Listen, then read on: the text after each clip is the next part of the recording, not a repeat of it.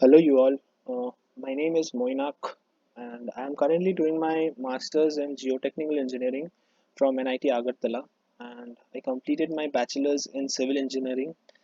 I am making this video because I feel that there are a lot of students who pass out from college after diploma or bachelor's, and they have a lot of confusion regarding what to do next, whether to go for jobs, higher studies, or start their own business venture. And there's a lot of confusion in this space, especially for students who do not secure a job from college placements, and they are somewhat lost in this space. So in this video, I'll tell you all what are the avenues that are open to you all after graduating from college, and what are the options that are there in front of you, so that you can choose early and go for that. I am from civil engineering background, so I would tell you all this video is mainly aimed at people who are in the core branches, that is civil, electrical, and mechanical. So yeah. So firstly, I would like to tell you all to make up your mind by the end of your pre-final years in your bachelor's or diploma program, and then dedicate the last year of your college life solely in achieving that target. The options that are actually available to you all after graduating from college, after completing your diploma, are you can go for higher studies. For the diploma candidates, you can go for your bachelor's or master's. For the ones who have completed their bachelor's, they can go for their master's degree. Secondly, you have jobs. Many job openings are there, whether it is in the private sector or government sector. I would tell you all, decide early, decide at the end of the pre-final years, so that whatever avenue you choose, you have sufficient time, so that after you pass out from college, you have some openings, you know what direction to move forward to. And thirdly, you can start your own business venture. So these are the three broad options that you have. We will go in deeper into these options. So let's start with the higher studies part. So for diploma candidates, you have to prepare for an entrance exam. I stay in West Bengal, so in West Bengal the entrance name is Gillette, and I'm sure every state has their own entrance exams to get into private colleges or state government colleges throughout India. So if you when you pass this entrance exam, you get the cutoff scores. There you get go through counseling, and you get lateral entry to directly to the second year BTech programs.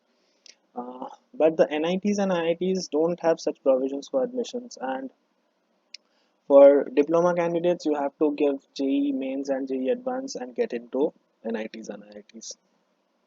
So what I would like to advise you all is, if you are from a private college, definitely aim for a government college after your diploma, because if you go to a government college in the BTech, or if you go to a better private college, you'll have opportunities in campus placements, so that these are readily available jobs. If you do well in those campus placements, you get a readily available job after passing out from college. So this is a good option. So study hard for your entrance exams and make sure you get a good college after you pass that exam. So for BTech students, in order to get admission in the central universities, you have to appear for an exam called GATE, that is Graduate Aptitude Test in Engineering. Uh, it's not compulsory to go into get admission into these courses via this exam. You can also get in through specifically designed exams that are conducted by the own institutes, but you might not get a stipend from MHRD. So in order to get stipend, the central universities, the MHRD provides you around 12,400 rupees per month, and you have to have a gate score for that. So you can get into courses like MTech, MS, MTech plus PhD, and MS plus PhD courses throughout India with this exam. And many private universities also conduct their own entrance exams like BITS, VIT, KIT, SRM. All the big private universities, they conduct their own exams, and you can get admitted to private universities as well. But the course fees are high, much higher than at least double the amount what you have to pay in the central universities. And most often, you won't be getting a stipend in the private universities, so decide accordingly what you want to do. And Yeah. Through this GATE exam, you can also get into various PSUs, the public sector undertakings throughout India. And if you, but you have to have a very good rank and a very good score in order to get into the PSUs through GATE. Uh, Another option for you all is to do your MS, Masters of Science, from foreign universities. There's an exam called GRE, in which you have to appear for quants and English exams. And there's another exam called IELTS. It's an English speaking English exam where you have where they test your skills in English. A similar kind of exam is TOEFL. Either you have to appear for IELTS or TOEFL. Many universities don't require GRE, but all of the universities require you to appear for IELTS or TOEFL throughout the world. So, in order to get admitted in Masters of Science, these exams, GRE or IELTS, they cost you around 10 to 15,000 rupees. And if you don't get a good score, you can appear for it again. That is not an issue, but you have to spend a lot of money just for the application fees of various universities. Let's say if you apply for 20 universities across the world, you might end up spending around a lakh of Indian rupees. So, and even if you get a scholarship in these foreign universities, the tuition fees would be waived off. Other than that, you have to pay for everything else. You have to pay for your rent, you have to pay for your food, you have to pay for other fees as well, miscellaneous fees that the foreign universities charge. Of course, you have the option of doing part time over there, and if you do that, you might be able to uh, not ask for money from your home, but it is costly. So decide early, but definitely after you pass out from a foreign universities, the scopes are higher, especially if you decide to stay abroad, uh, complete your PhD or maybe work there abroad somewhere. So that will definitely pay off. Another option that you have for higher studies is post graduation programs in construction management. There are many exams throughout India in which you can go into. There's an exam conducted by L&T. You have to appear at the end of the fourth year, and there are institutes like IIT Madras, IIT Delhi, which conduct the interviews. You have to appear for a entrance exam, then you have interviews for that, and L&T sponsors your 2 year MTech courses or post graduation courses in construction management, and then they hire you. The pay package is around 6 to 7 lakhs per annum, and they have a bond for around 5 years. But this is also a very good program if you are interested to get into these. There's another course in NICMAR Pune in construction management. So they have their own entrance exams as well, and definitely if you go into those kind of construction management programs courses, after the end of the 2 years you'll definitely be provided with a job. There are many campus placements companies who come into these campuses and look for individuals who have these post graduation diplomas. uh, Nextly, I would like to suggest you all, if your ultimate aim is to become a professor and you want to be in this academic line and you want to teach, then I would suggest you not to waste any time and complete your higher studies as soon as possible. Complete your PhD, because in order to complete your PhDs after class 12, you take around 10 years to complete your PhD. So I would suggest you do not waste or drop any year and go through the MTechs, the masters, and the PhD programs, because you would need at least 2 to 3 or 5 years of experience after you complete your PhD in order to be eligible to apply for universities, for central universities, that is the government universities, the NITs and IITs of India. So so if you want to be in this academic line, you can choose it. For a PhD guy, around 31 to 35,000 rupees you will get per month. So this is not a bad option as well, and I would suggest that this line is not yet uh, this there are not many people who want to go in this line, because it takes a lot of time and effort to be in this line. But once you are into it, i would I would say that this is a very good profession to be in. And of course the respect is there as well. So this is the higher studies part. And next, if you want to choose for jobs, the job scenario in India for the core branches are not that great, but the ones who try and look for jobs and who are good enough, capable enough for securing a job, they won't find any difficulty in this sector. So, what I would suggest you to do is when you're in the pre-final years, start socializing with your seniors. Uh, Ask the ones who are established in this field and ask them if there's any opening or not in the company. Uh, Keep contact with your seniors. Then make proper CVs and drop your CVs in all the respective companies through their websites. You can go to their career option in the websites and drop in CVs. Another thing I would like to tell you for jobs, especially, you could go for industrial training or training in the second or third years of your college so that you have some sort of exposure on how the field uh, actually works. I work in civil engineering field, so I know if you have an understanding of how the field works, how people work in the field, that would eh, when you go for interviews in private sectors, that would really open up a lot of things because they will ask you from the field itself.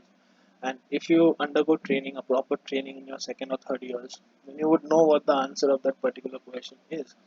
So I would suggest you go for trainings on your second and third years, especially site visits. That would help you for getting jobs as well. So another thing that I would like to tell you all, for private jobs, the starting salary would not be great. Uh, don't lose hope. I stay in West Bengal. The average salary of a BTech engineer is from 10 to 15,000. There are always exceptions. There are people who get 6, 7 lakh per annum. There are exceptions, but I am telling you about the average salary. A guy who has passed out from private college, he would earn around 10, 15 to 20,000 maximum in these private sectors. So there are in private sectors you get side jobs, design jobs, or you can join as a lecturer or teaching assistant in private colleges. For side jobs, it is a very hectic job.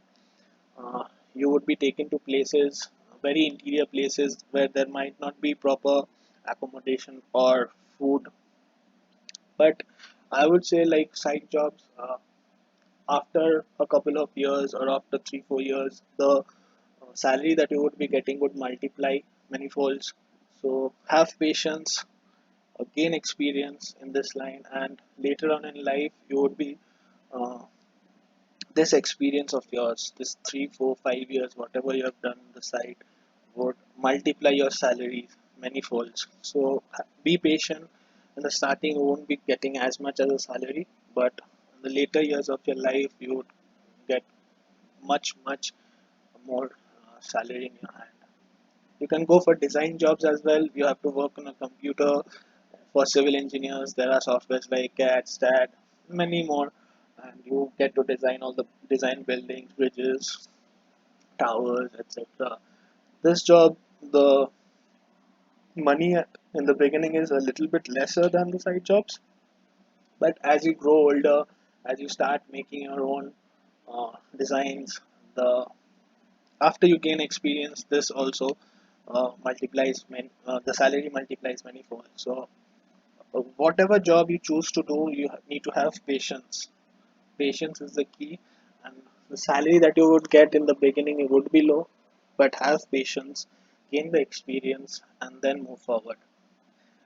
The other thing that you can do is, if your ultimate aim is to crack some government exam or government job, if your ultimate aim is to be a government servant because you want that permanence in your life, government servants job, if you want to have a good pension after, not a good pension, but I would say if you want to have a pension after retirement, then and you want a government job, then what you can do is you can start as a lecturer or a teaching assistant in private college, because you would get Saturdays and Sundays off, and you would be in this academic line, you would be teaching people about your core subjects only.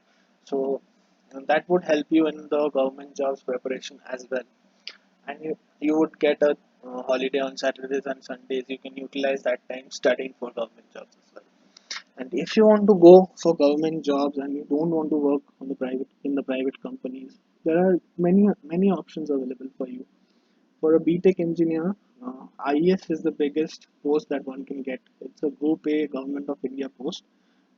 They get recruited through a engineering services examinations, which is conducted by the UPSC. So you can study for that. There are around 100 to 150 seats available every year for civil engineering posts, and electrical and mechanical. They have the same vacancies, around 100 to 120 posts every year. So this is an option. There are many other agencies or government of India. They recruit through SSCs or RRB. There are many state PSCs that recruit throughout the year whenever they have vacancies. You have many PSUs that conduct their own examinations. You can go into that. You can study for that, and then give those exams. You can also go for lecturer jobs in government colleges. Then there is DMRC. Yeah, then there is municipal service commissions. Through every state has their own municipal service commissions and they conduct examinations. There is ISRO who conducts examinations. Although the seats are very less, 4 to 8 seats every year, I would say. So the seats are less, but if you prepare for it, if you are good enough for it, you would definitely be able to crack it. But decide early on so that after BTech years, you don't have to waste any year, and you can, after completing your graduation diploma, you can start on with whatever job you want to do. You will have a broad, if you know all the options that are available, and you decide whether you want to go for jobs or higher studies, it would be a much easier thing for you, so that you don't have to waste any time thinking about what to do next. The other thing that you can do is you can start a business venture. You can open coaching institutes to teach softwares like AutoCAD or StatPro. There are many other softwares as well. If you're a pro in that, you can definitely go for it. You can definitely teach people and earn money through that. There are many licenses that you need to acquire as well. So there is a little bit of investment, but if you want to, if you are good in these softwares, there are many people have who want to learn these softwares. There's a need in the market. You can open your coaching institutes for that as well. Another thing you can do is you can open coaching centers for technical learning. You can teach the core subjects. Of course, if your basics are good, if your basics, you've done your BTech subjects well, you can start your own coaching centers as well. You can teach this even while you're in college. If you're in the fourth year, you can teach the students of third year, second year, as well as first year. This would also help you in recapitulating whatever you have learned before, and you can also earn a good amount of money with that. Next, you can also start your own consulting services after your bachelor's program or diploma. But I would not suggest you to, start your own consulting services just after you mm, pass out from college, because I feel there's a need for you to learn what actually happens in the field, to know how things are done. You need to have a clear understanding of how the field works. I would suggest you work for a couple of years, 2, 3 years, and then go for these consultancy services, because this field is brutal, and if you don't know how things work, people would take advantage of that, and they might cheat you in ways that you won't understand. So I would suggest you firstly work for a couple of years, field under a contractor or company, and then understand the field well, grow your acquaintances, and then go for consultancy services, which would, in the longer run, of course, every engineer wants to open their own consulting services at the end of their career. So this would also be a very good option for you all. So these were the options that you can go for after your bachelor's or diploma programs, and I felt that there was a need to address this situation, because many students, they are lost after their college gets over and they don't know what to do. So this is the broad picture of what are things that you can do. Of course, there are many other things that I have not spoken about, but this is the best that I thought would be for you all. And thank you for watching this video. I would be making more videos like these. So thank you.